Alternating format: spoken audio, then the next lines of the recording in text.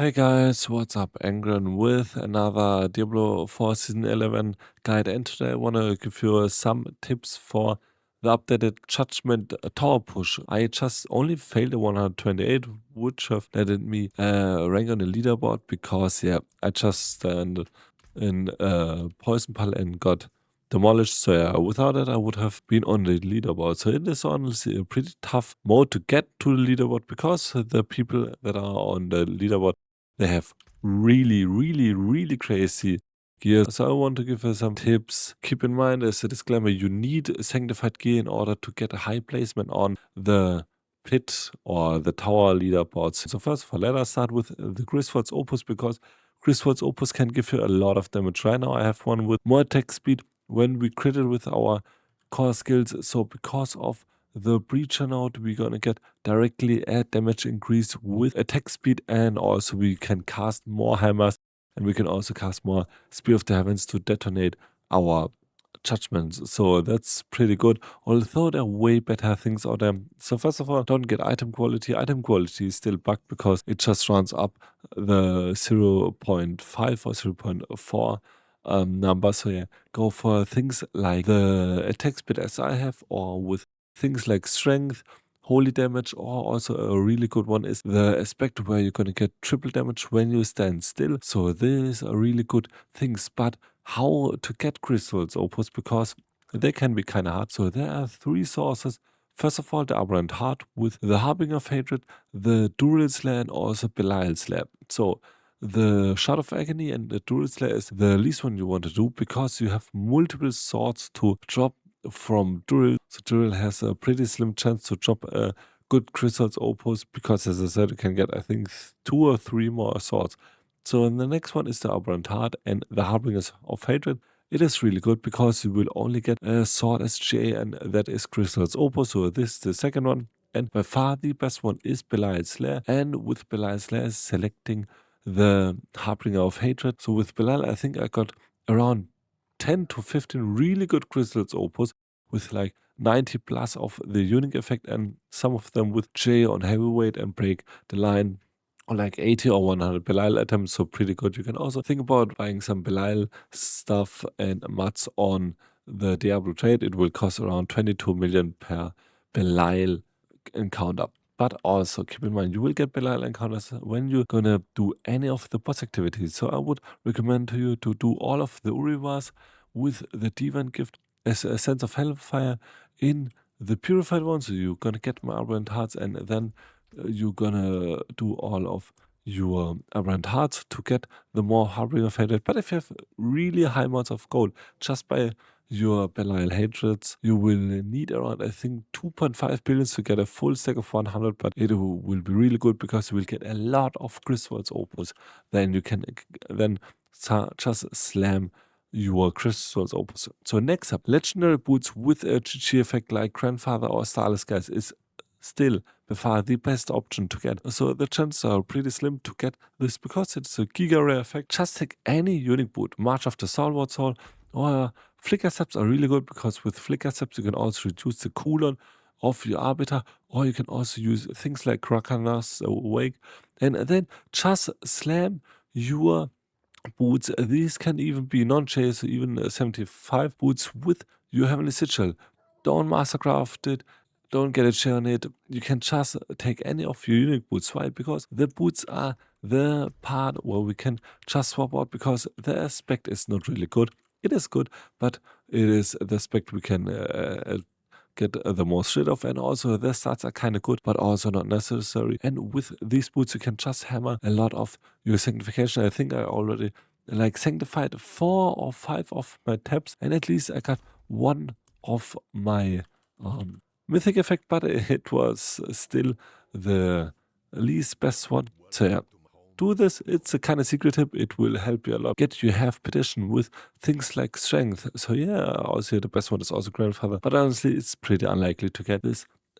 Strength effect is really good, because with strength you will have a high chance to get your plus bonus on your last board. So as you can see, I need 2.7k strength to get the last requirement, and you kind of need multiple sanctification to hit this bonus. And especially with things like your strength on your pens, for example, I would have gotten these, so this is really important. Get strength as sanctification on most of the things you can get. Or also holy damage is also really good, because with holy damage you will also get a lot of multiplicative damage. So either flat strength, percentage strength, I think, or holy damage.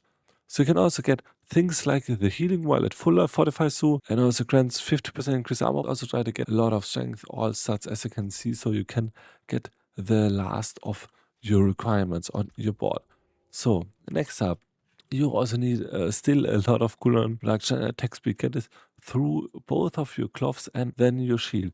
Also, for your vulnerable source, you can still go for chance to make enemies vulnerable, but I think the Yule tool is pretty fine. I will still test this out if I need it, but right now I got my life on hit on my gloves, because this will help me a lot to stay alive. So for your defense, get 2 rubies, get 1 of your emerald for all of the puddles and damage over time and the explosion effects, and also get at least 1 part with life on hit and also a crit on it, so you will have a easier time. And I also have this effect, so I fortify myself. But the important thing now is for mythic items, how can you farm them? Just farm the Tribute of Ascendance with your armor as your preferred options. You will get more shorter false death as also health petition, and the things that aren't one of these, just salvage them and craft some new ones. So you can get a lot of Tribute of Ascendance through world bosses, through the Asmodon, fight Fire Emblem, do the Tribute of Radiance with your legendary effect and your passive effect. Yes, it will need 50 million gold. So either sell some really valuable stuff like a good crystals opus, one time you have like multiple billions then, or do it in a group farm, or just farm pit with a giga speed farm build with things like Fist of Diamonds. I will also release a build to that. You will get 50 millions per pit run. So after you did like 100 of your pit runs, you will have 5 billion gold, and you can average like 1 30-minute or like 2 minutes of your pit run. Your seal of the second drama, try to get a J of your shining armor and a high unique effect. And here's also like things like holy damage or strength, also really good. And for your ring, then get attack speed, crit chance, and cooldown reduction. So, and for pens, get potion capacity. SHA and a crit would be the best one because of your imbiber, and apparently you need to farm your Dark Citadel. I will also do a separate video of this. Because of your imbiber, you will get more damage the more potions you're missing, and you can get a sense where you get, I think, 4 more potion slots, so you will get 20% more multiplicative damage. So do this, farm the Dark Citadel in order to get the incense. So now we're also gonna speak through some tips in the tower. So first of all, what should you choose? Either consecration or should you choose Condom? Well, I think Condom is better for if you want to get like a safety place, at least for leaderboard. But if you want to push really high, like the highest of your pit, go for consecration, because you will get the most of the damage, because you will weaken enemies, and you will also do 15% additional damage and consume 15% less resource, which means more blessed hammer, which means more Pure of the Heavens, Judgement Brooks. Condom for a safer placement, and then the consecration for the max fishing, max placement option. And then a super simple just cast with Arbiter of Justice, then hammer through your Spear of the Heavens, spam your Blessed Hammer, and then also cast Fanaticism in order to weaken enemies, and cast Consecration to get more damage. And then you should be pretty good to go. Also, for a strategy, I would recommend to you to pull kind of 3 to 4 mob packs and not too far distance, because if it's too far distance, then kind of they won't come with you. So because you don't have a condom in the really high pit push build, get 3 or 4 enemies, and if you think you can finish them really quickly, then just finish them off. But if they still have like half of the life, just try to drag them to the next set of enemies. So then you also have some pylons. Always try to get the power pylon on the boss. And I think the things like the channeling pylon is not bad, but honestly, yeah, there are way better pylons out there. For example, the speed pylon. So I think the speed on the power pylons are the best one. The channeling pylon, I think you don't need them. And if you're fighting against the boss, then just hammer through your router. And also keep in mind to always cast Arbiter of Justice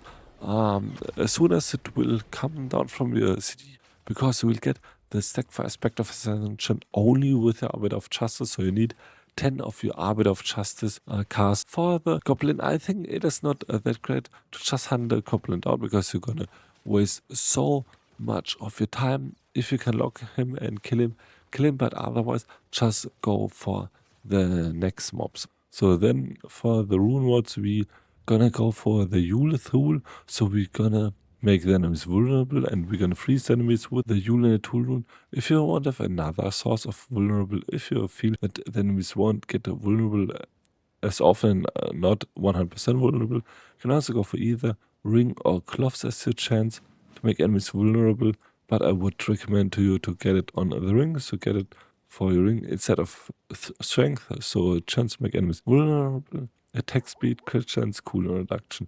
On your gloves, get life on hit. You can also try to get life on hit on a sanctification, because then you can get around 700 to 800 plus life paid. That is really crazy and really good.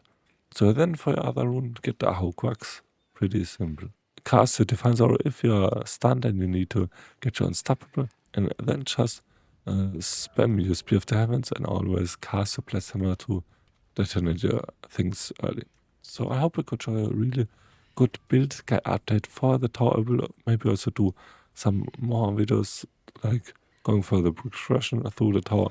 So please write your placement on the tower in the comments down below, and what are your experiences so far with the tower, and if you're really grinding it. And if you like the video, please leave a like and a sub. Also follow me on my Twitch and TikTok, that would boost my channel tremendously. And until next video, bye.